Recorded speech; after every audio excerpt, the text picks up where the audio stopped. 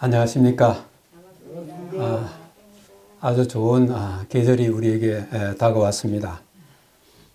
오늘은 복음주와 113번, 제가 이제는 이 복음주와 순서대로 차례로 하지 않고 가끔씩은 좀 뛰어넘겠습니다. 오늘의 제목은 기적 중에 기적. 제가 처음에는 세기의 기적이라고 그렇게 했다가 기적 중에 기적으로 바꿨습니다.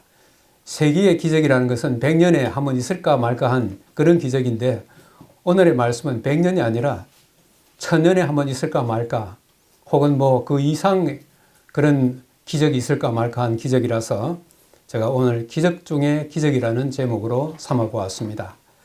오늘의 말씀은 요한복음 11장 1절에서부터 45절까지 있는 말씀입니다. 지금까지 우리가 이 누가복음에 있는 말씀을 계속적으로 해왔는데, 오늘은 잠깐 요한복음으로 가서 이 요한복음에서 그 중에 오늘 25절을 중심으로 해서 말씀을 전하겠습니다. 예수께서 이르시되 나는 부활이요 생명이니 나를 믿는 자는 죽어도 살겠고, 나는 부활이요 생명이니 나를 믿는 자는 죽어도 살겠고. 정말 오늘에 있는 이 말씀이 우리에게 얼마나 귀한 말씀인지를 한번 좀 살펴보려고 하는 것입니다. 이 말씀의 배경으로서는 요한복음 11장 1절부터 3절에 있는 말씀입니다. 어떤 병자가 있으니 이는 마리아와 그 자매 마르다의 마을 베다니에 사는 나사로라. 이 마리아는 향유를 주께 붓고 머리털로 주의 발을 닦던 자요, 병든 나사로는 그의 오라버니더라. 주여 보시옵소서, 사랑하시는 자가 병들은 나이다. 오늘 여기에 이 나사로 이야기가 나옵니다. 우리가 지난 시간에 부자와 거지 나사로에 대해서 이야기했는데, 오늘은 그 거지 나사로가 아니라 동명이인입니다. 이름은 같아도 사람은 다른 이 베다니에 사는 이 나사로 이야기인 것입니다. 이 나사로에 또 두 여형제가 있죠. 마르다와 마리아. 여기 대해서는 지난 시간에 이 형제 관계를 좀 이야기한 적이 있습니다. 이 나사로는 그 뜻이 뭐라 그랬어요? 하나님께서 도우셨다. 원래 이 구약에 나오는 히브리어의 엘르아살, 때로는 또 엘리에셀, 그래서 이 하나님께서 도우시다는 그런 뜻인데, 여기 나오는 이 마리아를 소개하면서 뭐라고 했냐면은 향유를 주께 붓고 머리털로 주의 발을 닦던 자요, 이렇게 소개한 이유는 우리가 이 사복음서에 보면은 마리아라고 하는 이름이 굉장히 많이 나와요. 예수님의 어머니도 마리아고, 또 막달라에도 막달라 마리아가 있고, 또 누구의 마리아가 많습니다. 근데 여기에 나사로의 동생 이 마리아를 구분할 때에 이 향유를 주께 붓고 머리털로 주의 발을 닦던 자로 이렇게 소개를 하고 있습니다. 여기 나오는 이 베다니는 어디에 있느냐 하면 예루살렘에서 약 한 3.2km, 여기 우리 18절을 읽어보면은 한 오리쯤 된다 그랬습니다. 그러니까 예루살렘에서 한 오리쯤 떨어진 곳에 베다니가 있는데, 그 베다니는 감람산 동쪽 기슭에 자리 잡고 있어요. 그래서 그 베다니에서 올라서면은 저 예루살렘이 훤히 내려다 보이는 그런 곳에 있는 것입니다. 오늘 여기 보니까 이 나사로 집안이 가난하게 산 것은 아닌 것 같아요. 왜냐하면은 나사로는 우선 집이 있고, 지난번에 그 나사로의 집에 예수님과 제자들과 많은 그 손님들을 집에 초대했잖아요. 그렇게 할 만큼 된 것을 보니까는, 그 다음에 또 뭐냐면은 이 나사로가 나중에 죽어서 장사를 지낼 때 그 무덤이 또 따로 있었어요. 한 개인 가정에 이 돌무덤이 있다고 하는 것은 가난한 사람은 그렇게 할 수가 없는 것입니다. 그 다음에 이 오늘 말하는 이 마리아는 그 나드 향유 굉장히 비싸잖아요. 그 값을 팔면 얼마나 된다 그랬어요? 그 유다가 그걸 팔면은 200데나리온, 한 데나리온은 일일 노동자가 하루 종일 일해서 받는 싹시 한 데나리온인데 그 예수님 머리에 붓는 그 기름값이 200데나리온이면 200일 동안 일한 굉장히 비싼 이 향유예요. 그러니까 이것을 볼 때에 나사로 집안은 가난한 집안이 아니라 그래도 좀 사는 그런 집이었던 것 같습니다. 그런데 오늘 여기에서 이 베다니가 한 곳만 아니라 오늘 이 나사로도 두 나사로가 나왔죠. 지난번 우리가 본 것은 거지 나사로였고 오늘 여기는 베다니 나사로인데 이 베다니도 성경에 두 곳이 있어요. 자, 여기 보시면은 이 요한복음 1장 28절에 예수님께서 침례를 받으신 곳, 곧 침례 요한이 침례를 베풀던 곳이 요한이 침례를 베풀던 곳 요단강 건너편 베다니에서 일어났다. 이렇게 이야기하고 있어요. 그러므로 침례 요한이 침례를 베풀던 곳, 예수님이 침례를 받으신 곳이 요단강 저편 베다니라 그랬고 오늘 여기에 이 병든 나사로는 예루살렘에서 한 5리쯤 떨어진 그곳에 있는 베다니예요. 그러니까 여기에 여러분 지도를 보시면은 이 청색 화살표가 있는 여기가 뭐냐면은 예루살렘 아주 근처에 있는 그 베다니예요. 나사로와 마리아와 마르다가 살던 바로 그 베다니입니다. 그리고 오른편에 빨간 이 화살표가 있는 것이 바로 사해 바로 북쪽 위에 있는 그 요단강입니다. 그러니까는 요단강 건너편 베다니예요. 그래서 보면은 요 위에 있는 이 그림은 현대 그 베다니입니다. 그 베다니 나사로가 살던 그 현대 베다니고 요 밑에 보면은 저 밑에 푸른 바다처럼 보이는 곳이 있죠. 거기가 사해예요. 그래서 요단강 물이 저 갈릴리에서부터 흘러내려와 가지고 길게 흘러내려와 가지고 마침내는 요 사해로 들어가는 것입니다. 그래서 사해로 들어가는 요 근처 어딘가에서 침례를 받았을 것으로 그렇게 생각할 수가 있는 것입니다. 그래서 두 베다니의 거리도 그렇게 굉장히 먼 것 같지는 않는데 하여튼 같은 이름이면서 다른 장소인 것입니다. 자, 여기에 또 두 종류의 사랑이 여기에 오늘 나타나 있어요. 이거 한번 같이 한번 읽어볼까요? 그 누이들이 예수께 사람을 보내어 이르되 주여 보시옵소서 사랑하는 자가 병들었나이다. 예수께서 본래 마르다와 그 동생과 나사로를 사랑하시더니 하는 이 말씀이 나와요. 여기 보면은 주여 보시옵소서 사랑하는 자가 했을 때 사랑하는 말하고 밑에 마르다와 그 동생과 나사로를 사랑하시더라. 우리말은 똑같이 사랑이에요. 그러나 원래의 원문에는 그 사랑이라는 단어가 서로 다른 것입니다. 그런데 여기 보면은 자기의 그 누이들이 이 나사로를 보면서 사람을 보내서 말하되 뭐라 그랬습니까? 주여 뭐라 그랬어요? 보시옵소서. 이 말이 어떤 뜻을 갖고 있는가? 이 요한복음 1장 29절에 보면은 아까 그 예수님이 침례를 받으신 요단강 저편 베다니 거기에서 많은 사람들이 침례 요한에게 침례 받으러 오는 가운데 예수님 오시는 거예요. 그도 예수님을 몰랐는데 오늘 침례를 주다가 성령이 누구든지 그 머리 위에 내리는 것을 보면 그가 바로 메시아이고 장차 불러서 침례를 줄 분이라고 하는 것을 알아라 그랬는데 그 침례 요한은 그날 많은 사람들에게 침례를 막 이렇게 베풀다가 어느 누구 위에 성령이 임하나 하고 이렇게만 탁 주시하고 있는데 어느 분 위에 성령이 비둘기처럼 확 내리는 모습이 보이는 것입니다. 그때에 요한 1장 29절에 보라 세상 죄를 지고 가는 하나님의 어린 양이로다. 너무너무 사실은 이 구약 성경이 이 예수님 오시기 전 한 4,000년이 되는데 그 4,000년 동안에 그들이 기다려왔던 그 메시아가 바로 눈앞에 있는 거예요. 심내 요한은 너무너무 감격해서 그 감격적인 말을 뭐로 표현하면 보라 그렇게 한 거예요.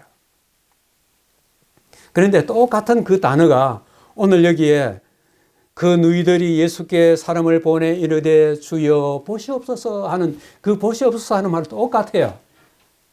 이 말은 아까 심내 요한은 너무 감격해서 보라 그렇게 했지만은 여기에 마리아와 그 언니 마르다는 어떤 심령으로 보십시오 그렇게 했을까요? 자기 가정에 기둥처럼 여기는 그런 자기의 오빠가 이제 병들어 이제는 죽게 된 거예요. 단순히 병들은 것이 아니라 죽게 된 것이에요. 그래서 너무너무 마음이 아프고 애통해서 주여 보시옵소서 그렇게 한 것입니다. 그러면서 여기에 그 표현한 것이 이거예요. 사랑하는 자가 병들었나이다. 여기에 제가 일부러 그 원어를 갖다 좀 써놨습니다. 그 다음에 밑에도 또 사랑한다는 말에 원어를 써놨는데 이 헬라어 신약 성경에 기록되는 이 원어에서 사랑한다는 말이 대표적으로 두 가지가 있어요. 친구 간에 서로 사랑하는 친구 간의 우정으로 사랑하는 그런 사랑을 필리아라 그래요. 필레오라 그렇게 되면 필리아고 부모가 자식 사랑하는 걸 무슨 사랑이랍니까? 우리가 인간적으로 말할 때 사랑 중에서 제일 큰 사랑이 어떤 사랑이라고 말할 수 있어요? 부모가 자식 사랑이라 그러죠. 이걸 갖다가 흔히 우리가 말할 때 아가페 사랑이라 그래요. 이는 아주 지고한 사랑, 자기의 목숨까지도 내놓을 수 있는 그런 사랑이에요. 그래서 이 마르다와 마리아가 사랑하는 자가 병들었다 했을 때에 그 사랑 중에서 두 번째 사랑, 주님께서 사랑하시는 자가 병들었나이다 했을 때 그 두 번째 등급의 그 사랑 이야기를 했어요. 그랬더니 그 다음에 뭐라고 했어요? 예수께서 본래란 말이 원래 우리 그 원어상에 없는데 원래 거기는 오히려 그러나예요. 그래서 이 언니 마르다와 마리아가 사랑하는 이것을 갖다가 친구 간에 있는 그 사랑으로 이렇게 이야기했을 때 그러나 예수님께서는 어떤 사랑으로 그들을 사랑했다 그랬어요? 제일 높은 사랑, 자기 목숨까지도 바칠 수 있는 그 사랑, 아가페 사랑으로 여기에 지금 이야기하고 있는 것입니다. 그렇기 때문에 이 말씀을 우리가 비교해 볼 때에 예수님은 평소에 참 피곤하시고 어디 가서 인간적인 어떤 그런 대화가 좀 필요하고 어디 가서 좀 쉬고 싶을 때 늘 찾아가던 집이 어떤 집이에요? 이 나사로 집이에요. 그래서 많은 사람들 똑같이 사랑하시지만은 특별히 이 가정에는 예수님의 관심이 참 많았던 것입니다. 그래서 지금 여기에 사람을 보내가지고 예수님 오셔가지고 좀 우리 오빠 좀 살려주세요 했을 때 굉장히 다급한 거예요. 그런데 예수님은 이상하게 여기 보세요. 빨리 안 가시고 지체하시는 거예요. 나사로가 병들었다 함을 들으시고 그 계시던 곳에서 이틀을 더 유하시고 안 가시는 거예요. 어떤 면에서는 딴짓이라면 좀 이해하지만 다른 일들을 하시느라고 빨리 가야 되는데 이틀을 갖다가 더 지체하신 것입니다. 그 후에 제자들에게 이르시되 유대로 다시 가자 하시니 제자들이 말하되 라비여 방금도 유대인들이 돌로 치려 하였는데 또 그리로 가시나이까. 여기에 예수님께서 만약에 나사로가 병들어 지금 죽기 일보 직전인데 평소 같으면 급히 달려가서 그 나사로를 갖다가 살릴 것이었는데 지체하신 거예요. 이틀을. 왜 그렇게 하셨을까? 거기에 이유가 있는 것입니다. 그 다음에 여기에 뭐냐면 제자들에게 이르시되 유대로 다시 가자. 이 말은 뭘 의미합니까? 예수님이 지금 현재 예루살렘을 향하여 쭉 가시는데 지금까지 그 가시기 전에 그 선교 센터를 갖다가 요단강 건너편 페레아라고 하는 곳에서 계시면서 하는데 유대에 몇 번 가신 것 같아요. 몇 번 가신지는 모르겠지만은 이전에도 유대에 갔다 온 것을 우리가 알 수 있죠. 무슨 말을 보면 다시 가자 하는 이 말을 볼 때 다시 가자. 그러니까는 지금 이쪽에 있으면서도 종종 유대 땅에 갔다가 왔다가 막 그렇게 하신 거로 알 수 있습니다. 그런데 유대 땅에 가면 무슨 일이 일어나는 거예요? 지금 여기 이 그림에 보시는 것처럼 뭐라 그래요? 유대인들이 돌로 들어서 예수님을 죽이려고 그렇게 하는 것입니다. 이렇게 했을 때에 이 16절에 가면은 도마, 예수님이 제자 가운데서 도마는 때로는 우리가 의심도 많고 좀 소심한 사람으로 알지만은 이날의 도마는 좀 틀려요. 예수님께서 다시 우리가 유대로 가자. 아니 사람들이 그 유대 땅에서 예수님을 돌로 쳐서 죽이려 하는 일인데 왜 거기 가십니까? 했을 때 이 도마가 아주 엄청난 말을 했어요. 우리도 주와 함께 죽으러 가자. 아주 순교자적인 이런 아주 엄청난 믿음을 나타낸 것이 바로 도마예요. 우리도 주와 함께 죽으러 가자. 이렇게 한 것입니다. 자, 그런데 예수님께서 사랑하시는 자가 병들었을 때 즉시로 가서 도와드려야 되는데 왜 이틀을 더 유하셨을까요? 왜 지체하셨을까요? 그 이유가 있어요. 자, 여기에 이 병은 죽을 병이 아니라 한번 읽어보십시다. 하나님의 영광을 위함이요 하나님의 아들이 이로 말미암아 영광을 받게 하려 함이라. 이 말씀을 하옵는 것은 둘러선 무리를 위함이니 곧 아버지께서 나를 보내신 것을 그들로 믿게 하려 함이라.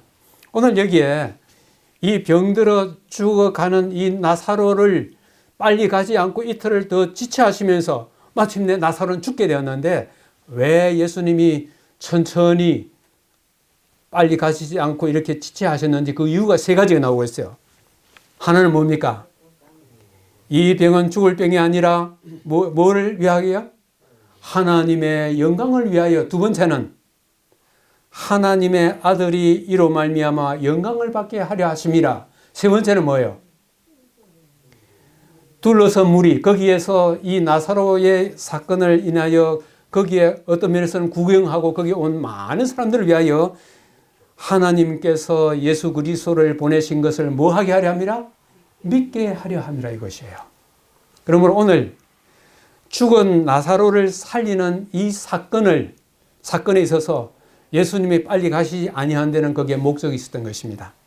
이 요한복음을 기록한 이 책에도 이 이야기를 하고 있어요. 요한복음 저기에 그 마지막 장, 앞장, 어떤 면에서 요한복음의 결론이라 할 수 있는 요한복음 20장 31절에 예수께서 제자들 앞에서 이 책에 기록되지 아니한 다른 이적도 많이 행하셨으나 오직 이것을 기록함은 너희로 예수 그리스도께서 하나님의 아들 그리스도이심을 믿게 하려 하시며 또 너희로 믿고 그 이름을 힘입어 생명 곧 영생을 얻게 하려 하심이라.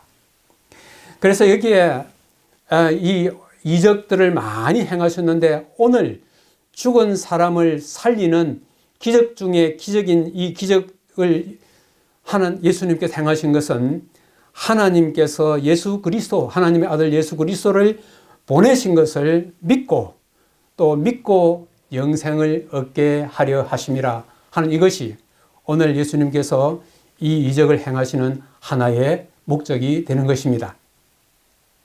자, 그런데 이제 예수님이 이틀을 지체하시다가 이제는 무덤을 향하여 이제 가고 계셔요. 무덤을 향하여 가시고 있는 그 도중에 제자들과 대화를 나누고 있는 것입니다. 자, 여기에 가시면서 뭐라고 이야기하셨냐면은 우리 친구 나사로가 잠들었도다. 그러나 내가 깨우러 가노라. 제자들이 이르되 주여 잠들었으면 낫겠나이다 하더라. 예수는 그의 죽음을 가리켜 말씀하신 것이나 그들은 잠들어 쉬는 것을 가리켜 말씀하심인 줄 생각하는지라. 발기르시되 나사로가 뭐라고요? 죽었느니라. 우리 친구 나사로가 잠들었도다. 그렇게 말씀하시면서 나중에 예수님이 또 뭐라고 하셨어요? 죽었다. 그래서 우리 성경에는 잠들었다 하는 말과 무슨 말하고 같은 말이에요. 죽었다 하는 말과 같은 말이에요. 성경만 이런 말이 있는 것이 아니라 군대에서도 싸움을 하다가 그 전우가 죽으면 전우의 무덤에 앞에 이제 일놓고 그 다음에 총을 세워놓고 쓰던 철물을 그 위에다가 이렇게 얹어놓고 무슨 이야기를 해요. 제가 잘 정확하게 기억은 못하겠지만 하랑담배 연기 속에 전우야 잠자거라. 그랬죠? 전우야 잠자거라. 그 다음에 또 우리가 돌아가신 분에 대해서 이야기할 때에 뭐라고 이야기합니까? 편히 잠드소서. 예, 편히 잠드소서. 그래 우리는 성경에서 예수님도 이 죽음을 갖다가 잠잔다고 이렇게 말씀하셨을 뿐만 아니라 우리가 사는 일반 사회에서도 죽음을 잠으로 그렇게 이야기하는 적이 많이 있습니다. 그런데 문제는 잠자는 그 사람을 갖다가 여기 예수님 뭐라 그랬어요? 우리 친구 나사로가 잠들었도다. 그러나 뭐라 그랬어요? 내가 깨우러 가노라. 지금까지 이 세상에 사람이 살아온 이래로 지금까지 잠자는 사람, 깨운 사람 있어요?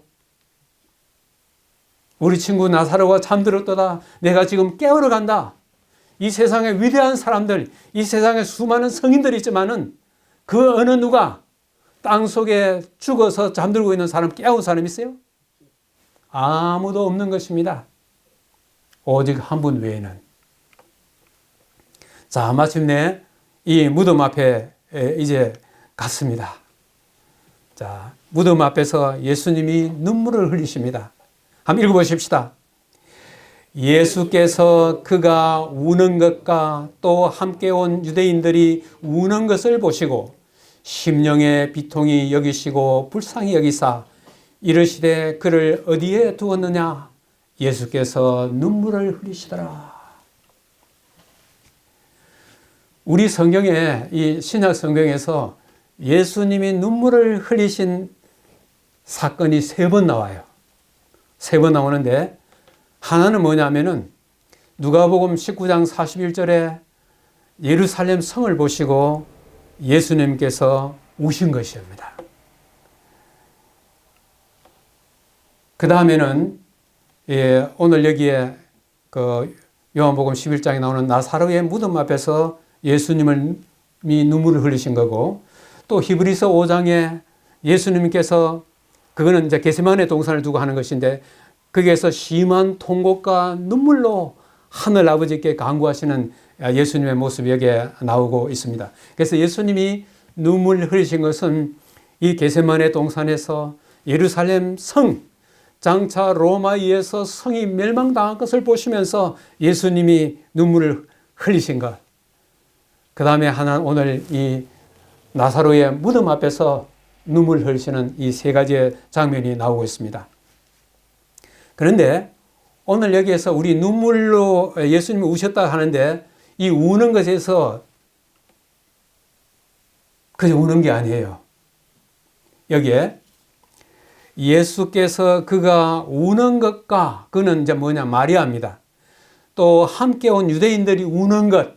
여기에 우는 것은 그 당시에 장례를 치르면 주인이 아니고 울음꾼, 우리나라도 옛날에 그랬죠?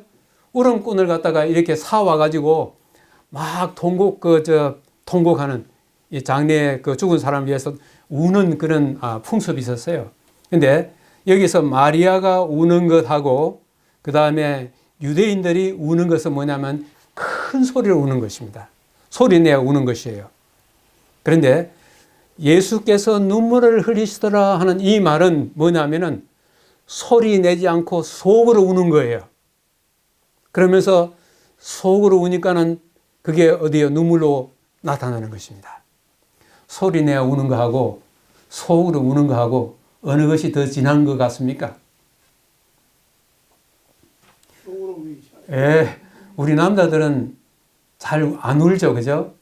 우리 여자분들이 참 잘 울면 돌아가시면 큰 소리로 뭐 아이고 하고 그러고 있는데 남자들은 웬만하게 눈물을 흘리지 않지만은 그 슬픈 마음을 참고 속으로 우는 거예요. 여기에 예수님께서 그 눈물을 흘리시더라. 여기에 예수님께서 겟세마네 동산에서 눈물을 흘리실 때는 이 두 가지를 한꺼번에 심한 통곡과 눈물을 했을 때에 큰 소리로 이 겟세마네 동산에서 예수님이 우실 뿐만 아니라 속으로 우시면서 눈물을 흘린 그 겟세마네 장면이 여기에 나타나고 있는 것입니다.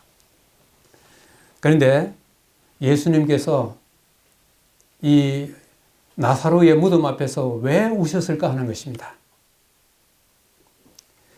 예수께서 우신 것은 다만 마리아와 마르다를 동정하는 인간적인 동정심 때문만이 아니었다. 사람이 슬픈 일을 당하고 가슴 아픈 일을 당할 때 우리가 울 때 예수님도 함께 우시는 것입니다. 그래서 오늘 이 나사로의 무덤 앞에서 예수님께서 우셨어요. 그 기둥처럼 여기는 집안의 가장이었던 나사로가 죽었을 때에 그 여자 두 사람 남아가지고 참 앞으로 어떻게 살아갈 것인지에 대한 걱정하고 거기에 대한 그 슬픔에 예수님도 함께 우신 것입니다. 그러나 예수님의 눈물에는 하늘이 땅보다 높은 것처럼 인간적인 슬픔보다 더 높은 슬픔이 있었다. 그리스도께서는 나사로를 위하여 울지 않으셨다. 그 까닭은 그를 무덤에서 곧 불러 일으키실 것이기 때문이었다.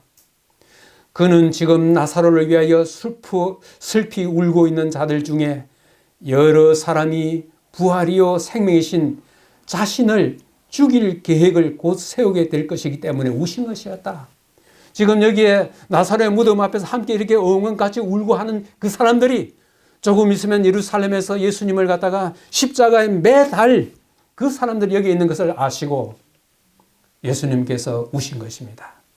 그들의 운명이 마지막 때에 그들의 행한 일들이 마지막 때에 어떻게 될 것인지를 알지 못한 채 그들이 엄청난 일들을 하고 있는 것을 보았을 때 그들의 운명을 바라보시면서 그들의 마지막 그들이 겪게 될 하나의 일들을 생각하시면서 예수님께서 눈물을 흘리신 것입니다. 지금 여기에 이게 그 나사로가 묻힌 무덤입니다. 예수께서 다시 속으로 비통히 여기시며 무덤에 가시니 무덤이 굴이라 돌로 막았거늘. 이 비통한다는 말은 그렇게 많은 이적들을 베풀고 그렇게 많은 하나님의 말씀을 전달해도 도무지 믿지 아니하는 이 사람들의 불신을 바라볼 때 예수님의 마음속에는 의분이 일어난 거예요.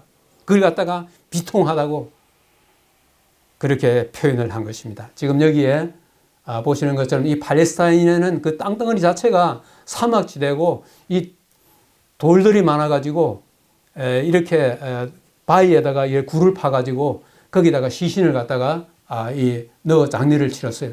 그리고 나서는 이 동물들이 와가지고 시신을 해치지 않게 큰 돌로 이렇게 이제 막았습니다. 그러니까 한두 사람 가지고는 이 돌을 갖다 움직일 수 없어요.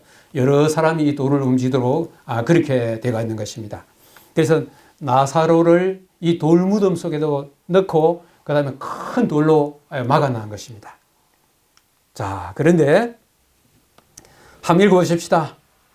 예수께서 이르시되 돌을 옮겨 놓으라 하시니 그 죽은 자의 누인 마르다가 이르되 주여 죽은 자가 나흘이 되었음에 벌써 냄새가 나나이다. 그러니까 이 돌로 막아놨는데 사람이 나흘이 되니까 그 시신이 부패하기 시작해가지고 냄새가 밖에까지 나오는 것입니다. 이 세상에 냄새가 참 여러 가지 냄새가 많지만은 사람 시신이 부패하는 그 냄새 여러분 한번 맡아보셨습니까? 도무지 말로 표현할 수 없는 냄새예요. 여기에서 마르다가 벌써 나흘이 됐는데 지금 냄새가 나는데 뭐 어떻게 하실랍니까? 이렇게 이야기하는 것입니다. 여기에 이 나흘이라는 의미가 굉장히 큰 의미가 있어요. 그건 뭐냐면은 3세기에 유대인의 전승에 이런 이야기가 있어요. 3세기 예수님이 십자가 돌아가신 때 1세기니까 그로부터 한 200년 그때에 있었던 유대인의 그 전승 가운데 그 전승이 그때 있었다는 말은 1세기 예수님 때도 그런 말이 있었다고 하는 것입니다. 뭐냐면은 그들은 이제 사람이 죽고 나면 그들은 3일 동안에는 영혼이 육체로 돌아올 가능성이 있다고 믿었고 그렇게 가르쳤어요. 우리나라에도 사람이 죽으면 며칠장을 합니까? 3일장 하죠. 그 3일장 하는 이유가 뭐 손님들 오라고 3일장도 있겠지만 3일장 이유가 있어요. 유대인들이 그랬어요. 이 3일 동안에는 이 육체로 떠나 있던 영혼이 다시 찾아올 거라고 그렇게 믿었던 것입니다. 이제 3일 후에 지나고 나서 영혼이 돌아와 보니까 사람 몸이 부패하기 시작하고 얼굴이 막 찌그러지고 하니까 에이 나 이제 저기 안 들어간다 하고는 영원히 떠나버린다는 것입니다. 그래서 나흘이 되면은 떠난 영혼이 다시는 돌아올 수 없다. 다시 말하면 그 사람이 다시는 살아날 가능성이 제로다는 거예요. 이거는 실질적으로 뭐 사람이 죽고 나면 영혼이 뭐 3일 동안 떠돌다 들어온다는 그런 말이 아니라 누가 그렇게 믿었다는 뜻입니까? 유대인들이 그리 믿고 있었어요.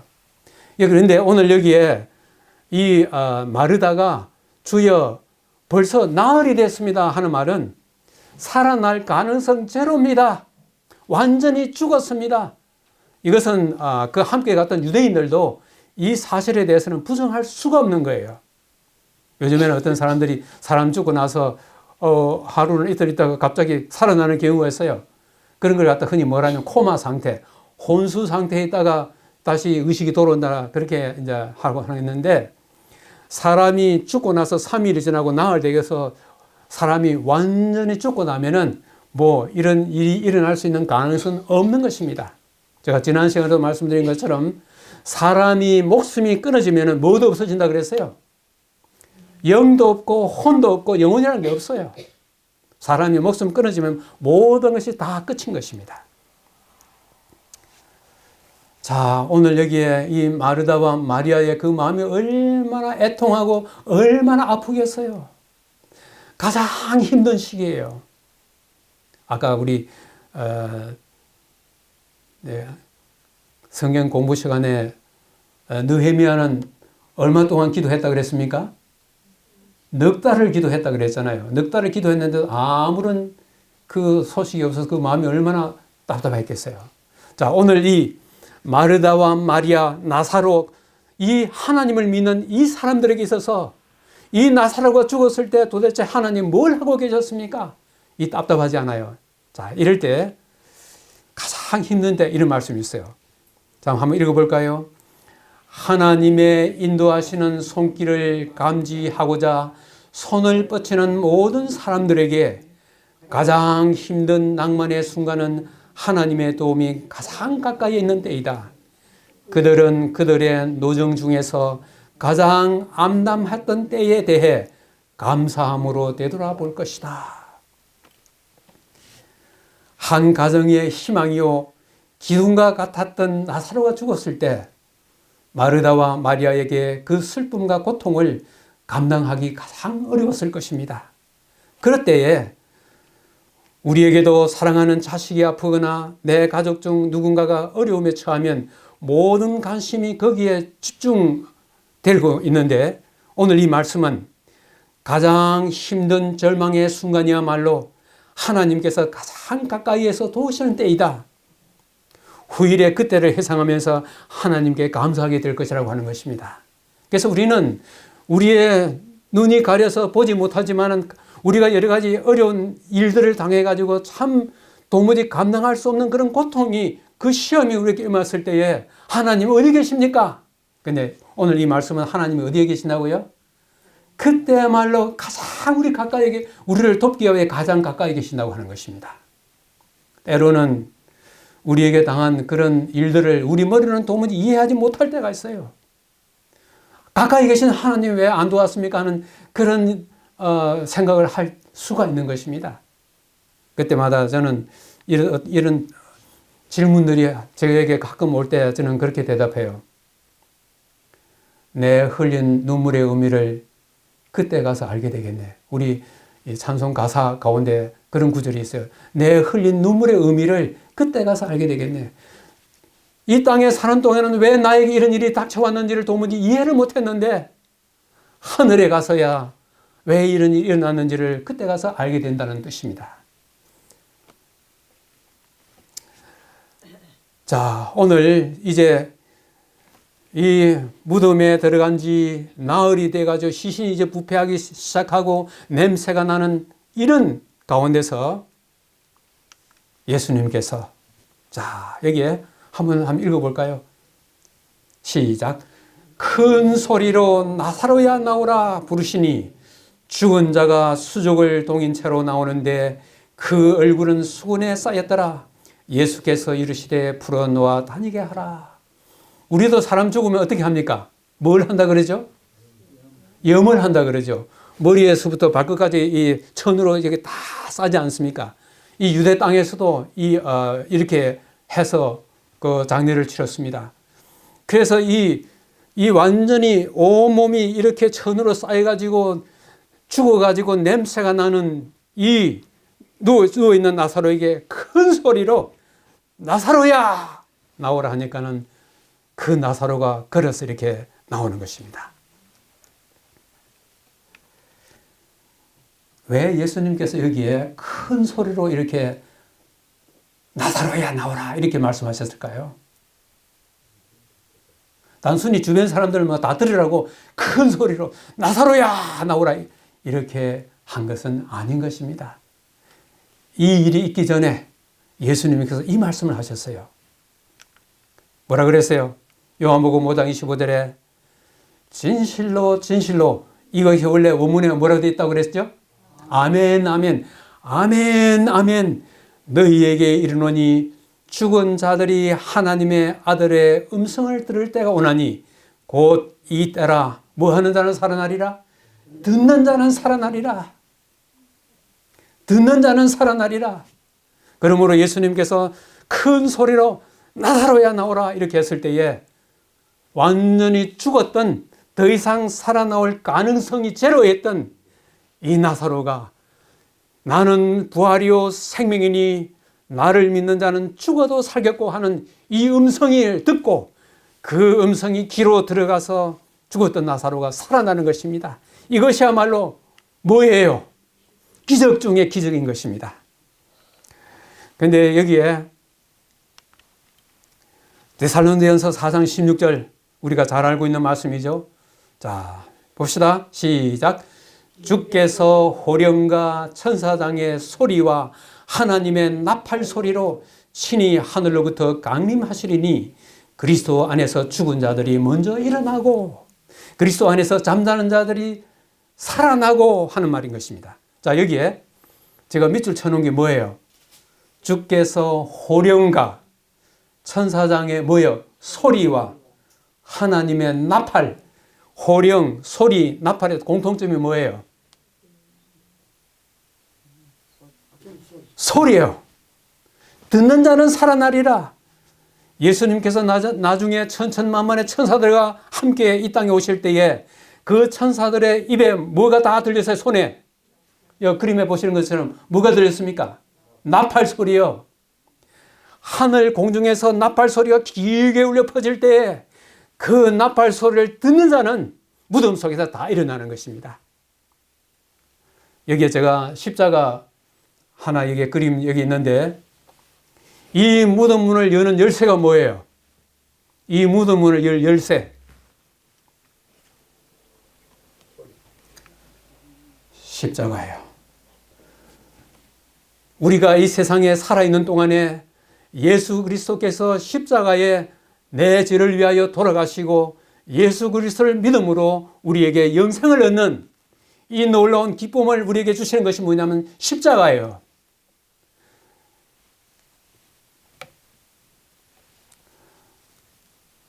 제가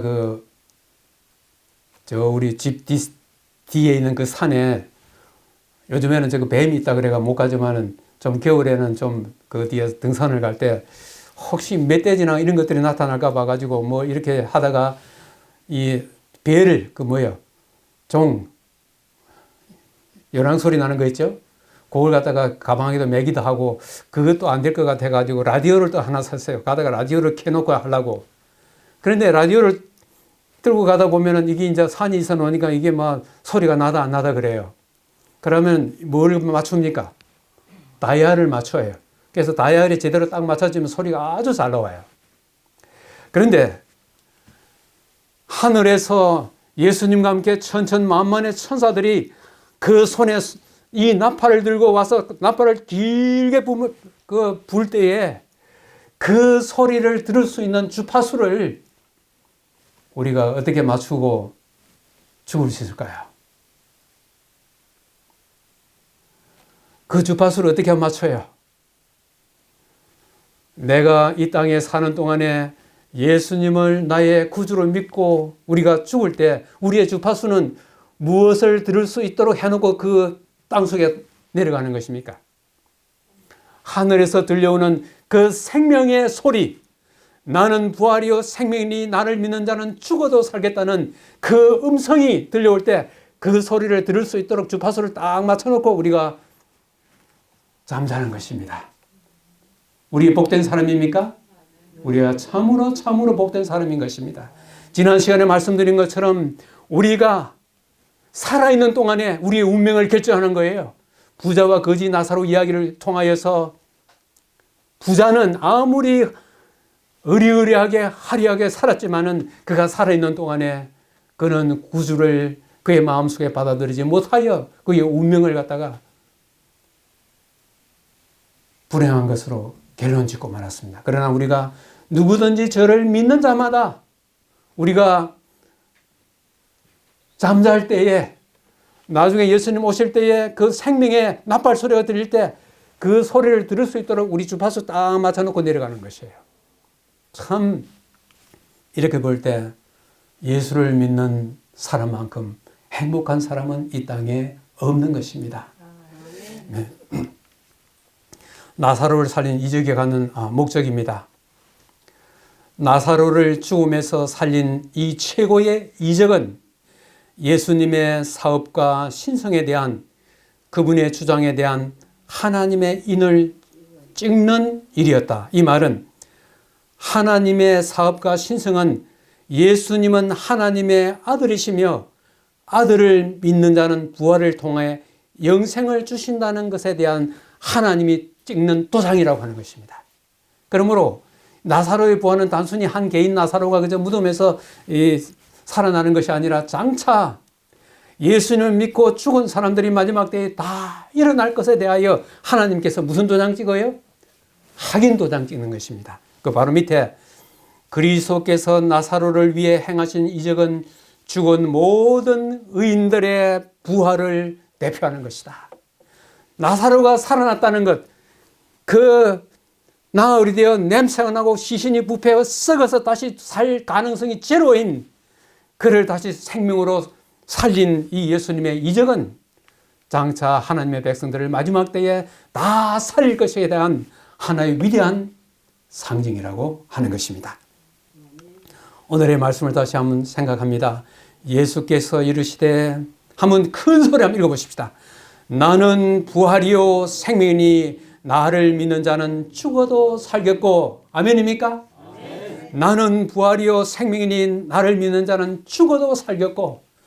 이것이 예수님 오실 그날에 우리가 그야말로 만세를 부르고 기쁨으로 그날을 맞이할 충분한 이유가 되는 충분한 기쁨의 이유가 되는 것입니다.